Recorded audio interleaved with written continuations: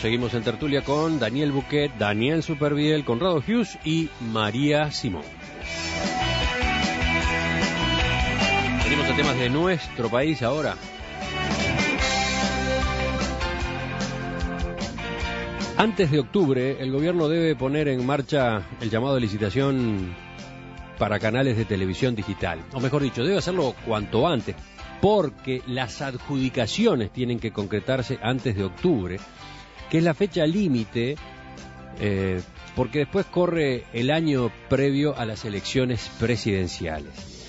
Si no se hacen las cosas en estos plazos, si no se reactiva el llamado ahora, no se podrá cumplir con la fecha del apagón analógico que está previsto para noviembre del año 2015. El ministro de Industria, Roberto Kramerman, le comunicó a la Institución Nacional de Derechos Humanos que el llamado se reabriría este mes. Fue en respuesta a una denuncia que hicieron ante la Institución Nacional de Derechos Humanos organizaciones interesadas en brindar servicios de televisión digital agrupadas en la Coalición para una Comunicación Democrática. Este bloqueo, este trancazo, ocurre además en medio de otros elementos. Disputas, por ejemplo, entre los canales privados y la empresa de telefonía celular Claro, que prevé brindar servicios de televisión satelital en menos de 2 meses, y también las diferencias internas que se han dado entre los canales, expresadas por algunos cable operadores como Nuevo Siglo, con las posiciones que ha venido teniendo Andeu, presidida por quien es un representante de Canal 10.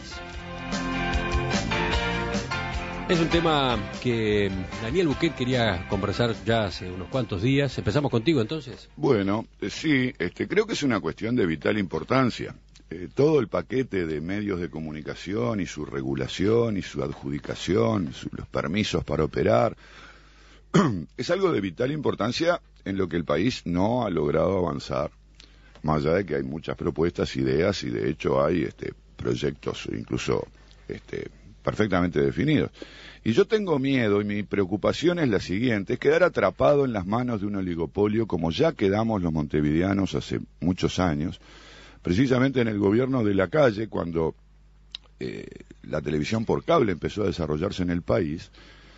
Sorprendentemente, paradójicamente, Montevideo fue el último departamento en tener televisión por cable. ¿Por qué? Bueno, por un proceso que llamativamente, además para un gobierno de entonación muy liberal, se le terminó adjudicando el monopolio del cable a Montevideo a una empresa formada por los 3 canales privados. Y ahora estamos en una fase distinta, en un escalón superior, ¿verdad? El cable ya existe hace muchos años, y vamos a pasar a la televisión digital. Y bueno, tuvimos idas y vueltas, que la norma europea, que la japonesa, que los brasileros, que no sé qué.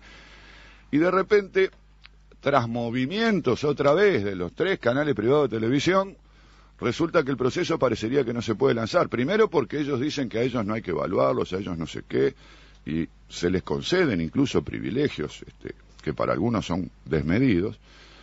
Pero además, la convocatoria al llamado para presentarse a obtener otras señales, porque estos 3 canales podrían perfectamente tener sus multiplex cada uno, ¿no? Y podrían aparecer 1, 2, 3 operadores privados más, pero no.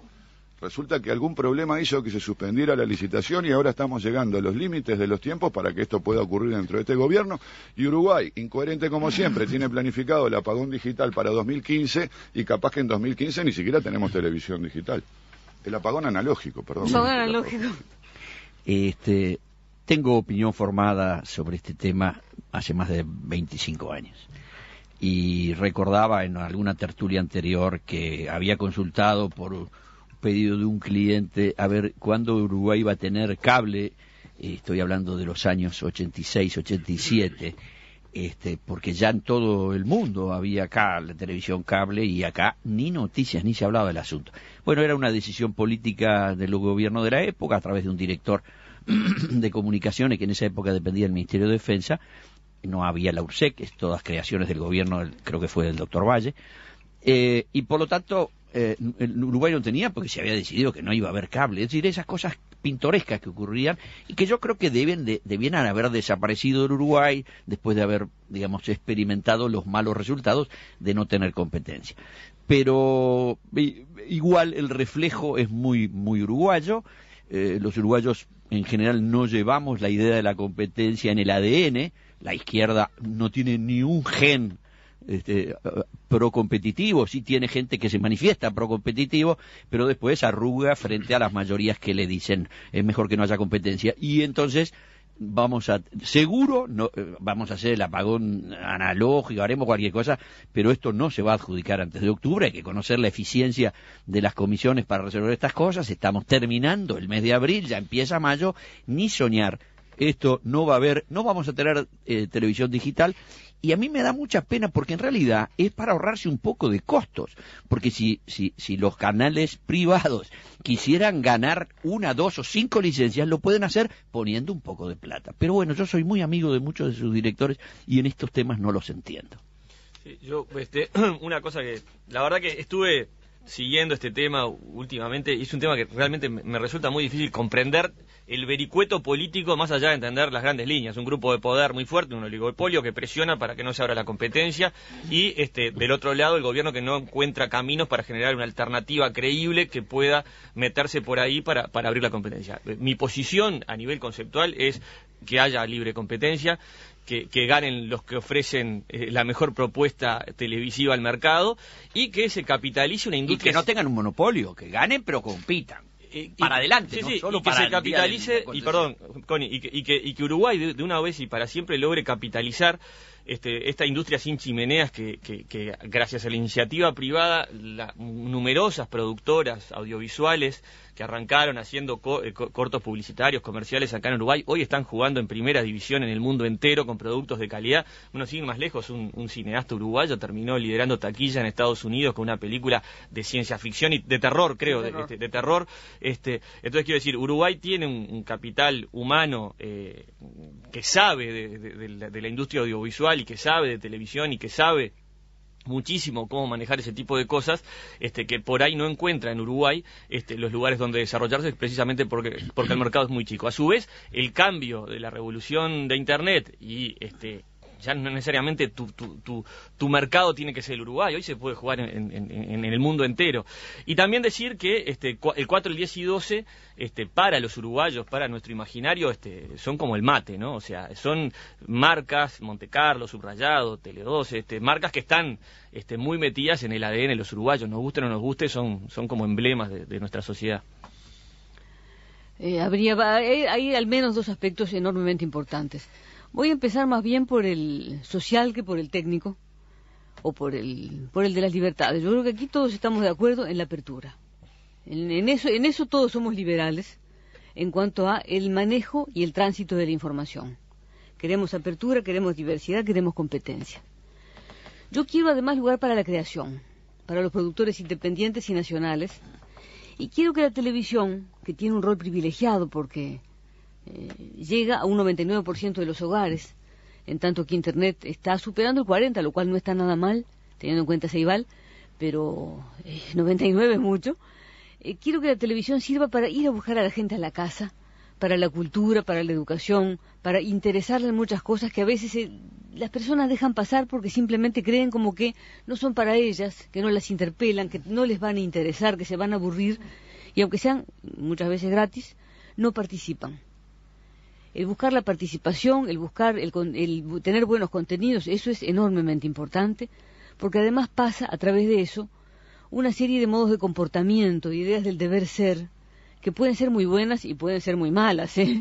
La herramienta es la herramienta, pero si hablamos de los valores y de la no violencia y después vemos cosas horriblemente violentas en que se le hace daño a niños, a niñas, al lado de las cuales Tinelli a veces está hasta bien, me quedo con Tinelli y no con otras cosas que uno ve, está transmitiendo todo lo contrario a lo que declara sobre la violencia doméstica, el respeto a los niños, el no abuso sexual, etcétera, etcétera.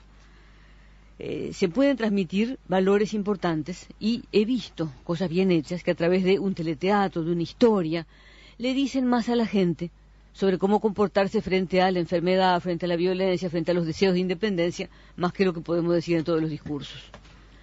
Entonces, es importante el que entren otros, y es importante que vengan contenidos, por lo cual para mí es muy importante que sean evaluados en cuanto a su propuesta periodística y televisiva. Y justamente el tema de los contenidos, más allá de las propuestas que deberían ser evaluadas en esta licitación, tiene que ver con una ley de medios de comunicación. La que nos está faltando. Pero que está redactada, eso es lo llamativo.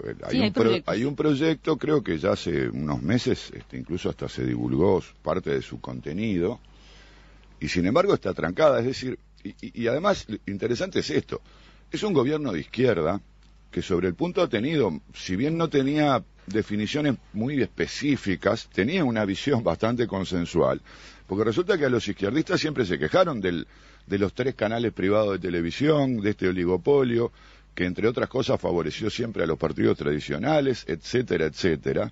Y uno pensaba que, bueno, los gobiernos de izquierda justamente vendrían a poner un poco más de diversidad y de pluralismo y de contenido nacional y de contenido educativo, como reclama María. Y sin embargo todo esto está trancado, entonces yo me pregunto qué está pasando. La izquierda, la vieja izquierda dejó de ser lo que era. Bueno, en eso yo soy mujiquista. Mujica dijo en una entrevista, la mejor ley de medios es ninguna ley de medios, y estaba parafraseando a un político francés que en el periodo en el que había una discusión sobre ley de educación decía: la mejor ley de educación es que no haya ley de educación. Es decir, yo tiendo a pensar que las mejores leyes sobre temas es que no haya leyes sobre temas, de modo que las leyes sean los contratos entre la gente. Pero eso es un pensamiento liberal que en este caso, parece que liberales y libertarios, y yo soy también bastante libertario, coincidimos con el presidente Mujica. Eso explica por qué todas estas marchas y contramarchas. Entonces, uno después de escuchar esas palabras hace un año y medio, 2, que dijo Mujica, escuchamos al ministro Kramerman diciendo que hay que darles a los canales porque tienen muchos años de experiencia. Mire, si hay un llamado a concurso para expertos financieros o en alguna disciplina en la que yo tenga alguna especialidad, pues voy a ir a competir, y la competencia notoria me parece que será parte de las cosas que se puntúan cuando se adjudica. Yo creo que este caso es muy interesante porque justamente muestra el fracaso del mercado. Aquí no hay ley de medios. ¿Y ustedes dirían que estamos bien, que estamos en una situación de liberalidad?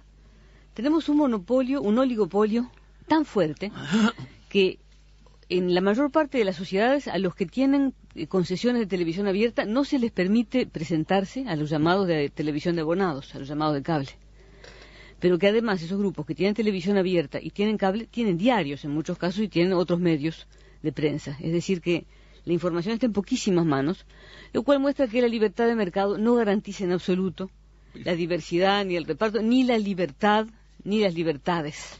Al contrario, tiende a productos hegemónicos, a productos en este caso culturales de tipo enlatado, barato, malo, porque lo que están buscando es la rentabilidad a corto plazo. Y en particular, el rehuir la evaluación me parece mal, me parece que justamente si tienen experiencia, que la hagan valer, algo habrán aprendido, experiencia bien habida enseña, pero la verdad es que hacerles una excepción por su contribución a la cultura me parece casi gracioso. Sí, muchos de ellos, debe decir, los aprecio personalmente, no es mi intención ofender a ninguna persona, pero me parece que la posición que se está adoptando por parte de los medios existentes está profundamente equivocada y que es importante que haya televisión comercial. A veces, yo tengo muchos conocidos y he hablado mucho de esto, la gente dice, bueno, pero que marche el canal público. Pero no se olviden de que la gente tiene que comprar televisores digitales o decodificadores, y por un canal solo no lo hace, tiene que haber como una masa crítica que empuje a la sociedad. Si no, el llegar al apagón está muy difícil. Sí, yo una reflexión que hizo Daniel Buquet, que dijo al pasar que los canales privados por lo general han sido han favorecido a los partidos tradicionales. Desde el mundo en que yo me moví, trabajé en canales privados, o sea, desde el periodismo, creo que esa afirmación no se sustenta. Creo que, y a los hechos me remito, o sea, van 2 gobiernos de izquierda, 20 y pico años en la intendencia, el Frente Amplio, con lo cual no creo que sea así. Bueno, el tema queda abierto, lo retomamos en otras tertulias y también con otro tipo de enfoques en el programa.